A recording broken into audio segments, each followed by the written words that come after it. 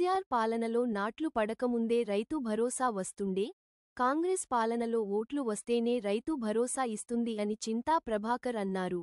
రైతు భరోసా నిధులు విడుదల చేయాలని జిన్నారంలో రైతుల ధర్నాలో మాజీ మంత్రివర్యులు హరీష్ రావుతో కలిసి సంగారెడ్డి ఎమ్మెల్యే చింతా ప్రభాకర్ పాల్గొన్నారు. తెలంగాణ తొలి ముఖ్యమంత్రి కేసీఆర్ పాలనలో నాట్లు పడకముందే రైతు భరోసా వస్తుండే కానీ ఈ రోజు ఓట్లు వస్తే మాత్రమే రైతు భరోసా ఇస్తుంది అని ఎద్దేవా చేశారు.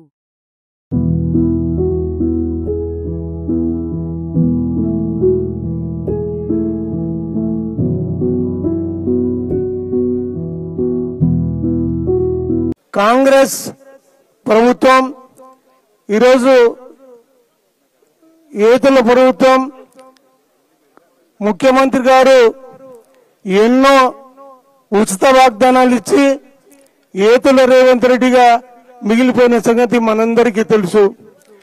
ఈరోజు ఎటువంటి సంక్షేమాన్ని కూడా అమలు చేయలేనటువంటి పరిస్థితి.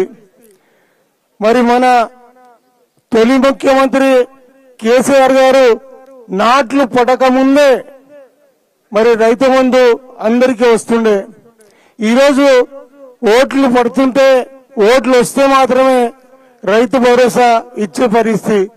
ఆ రైతు భరోసా కూడా మన 4 మండలాలకు సంబంధించి ఇవ్వకపోవటం మరి దురదృష్టకరం.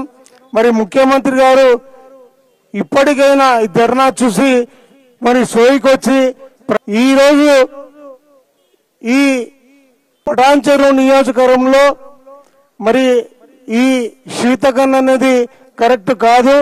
మరి ఇక్కడ రైతుల కోసం మరి మీరు వినాలని ఇక్కడ ధర్నా కార్యక్రమం చేపట్టడం జరుగుతూ ఉంది.